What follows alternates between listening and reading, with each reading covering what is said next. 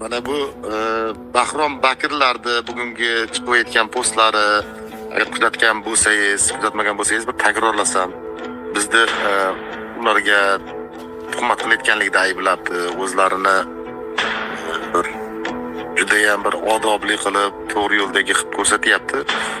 Meni kuzatgan bo'lsangiz fikrlaringiz, domla, bunga raddiyamiz bormi bizda, yo'qmi? Bahrom Bakirov rosa harakat qilyapti. Shu men quloqman. Shu yerda eshitib turibdi hozir u. Bizni kuzatib eshitib turibdi. Men quloqman. Davlat xizmatidagilar agar menga aloqaga chiqsa, shu Abrorni qamatishlik uchun nima bo'lsa gapirib beraman deb o'zini anaqaga qo'yyapti, bozorga solyapti.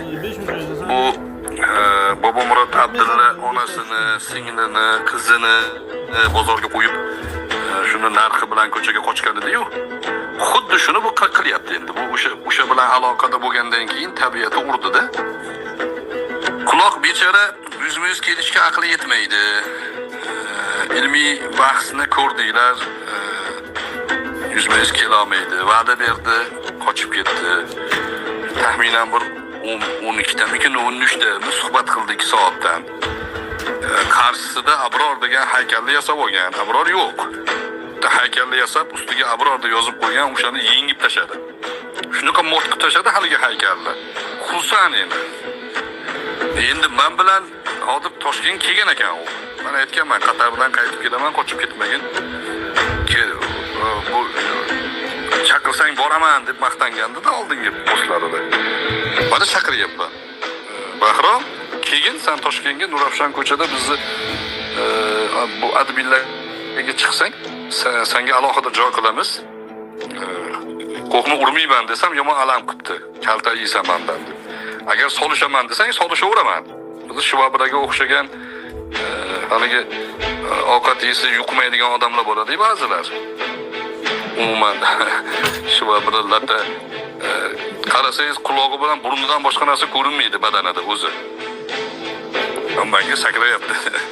Sen bilan u qo'lma-qo'l urushishlik o'zi zapadlo o'zi aslida. Quloqsan, bizni qamatish uchun harakat qilyapsan. Endi bizni gruppa, ya'ni bu Abror Muxtor Alining gruppasi emas o'zi. Erkin e'tiqodni ateistlardan ba'zi muxlis musulmonlar sotib olib, ateistlar fobiya tarqatmasin deb shu guruhni rivojlantirib o'tiribdi. Bu guruhda men bir haftada bir marta kirsam kiraman. Bo'lmasa vaqtim bo'lmay qolyapti, ko'ryapsizlar. Endi shu guruhni ham tekshirib o'tiribdi, ko'ryapsizmi, skrinshotlar qilyapti. Menimcha savolni ham o'zi bergan boshqa profildan. Shunga javob bersa-yu, mana diniy masalalarga qo'mitaning ruxsatisiz javob beryapti deb ana quloqlik qilmoqchi. Qaysi tashkilotga yozib bermoqchi. Mana des Rabboniy domlami, bu haqida ulamolardan so'raysan deb. Bizning uslubimiz shu-ku, biz fatvo bermaymiz-ku. Eskidan shunaqamiz-ku biz. Desa mana bu anaqay to'g'ri kelib qopti deydi. Bahrom Bakirov o'sha mashhur bo'lishlikka rosa havas qilgan bola, lekin mashhur bo'la olmayapti bechora. O'sha qo'ygan postlariga deyarli aqli raso odam qo'llab-quvvatlamayapti. Atrofida ahmoq to'da bor. Ateizmdan qochgan, xotinini taloq qilib qo'yib, halollash uchun odam qidirib yurgan yoki eri taloq qilgandan keyin borib shuni tiklashim kerak deb yurgan xotinlar, mana shunaqa o'ziga o'xshagan nozik, ya'ni mijozi sovuq, mana shunaqa odamlar yig'ilib qolgan. Shuni alami bunga tinchlik bermayapti.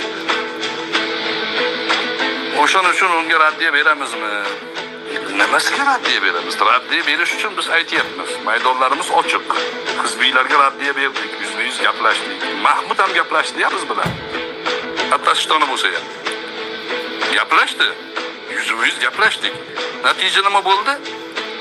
Men qilgan bahsni hozir bizni auditoriyadagi har qanaqa odam Mahmudga javob beraveradi.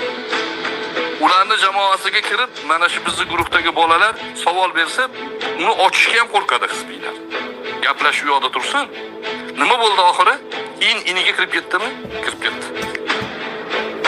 Raddiya berish uchun qarshi turish kerak.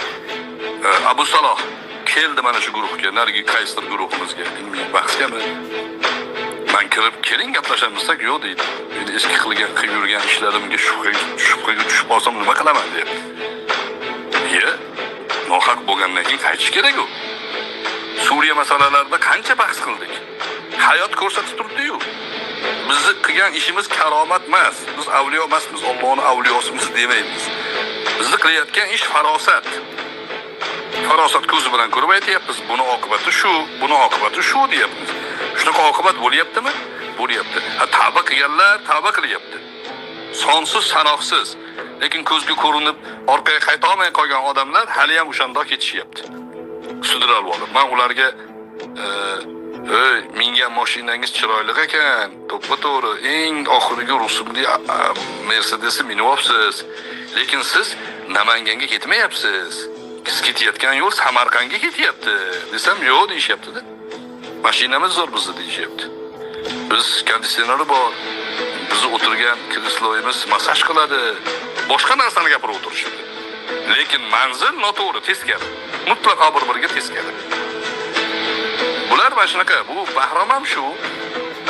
Juda katta ehtimol bilan o'sha paytda ham aytgandim, 100 kela olmaydi bular. Raddiya berish uchun 100 metr o'tirish kerak. Hozir eshitib o'tiribdi. Bir ruscha qilayotganda izdivasa qilib qo'yay dedim. Bularni mana shunaqa yuragi ezilib, mana shu jamoadan bo'la olmagani uchun xalq uni qo'llab-quvvatlamay bir tiyinga qimmatligini sezgan sari alami ortib boradi ularni.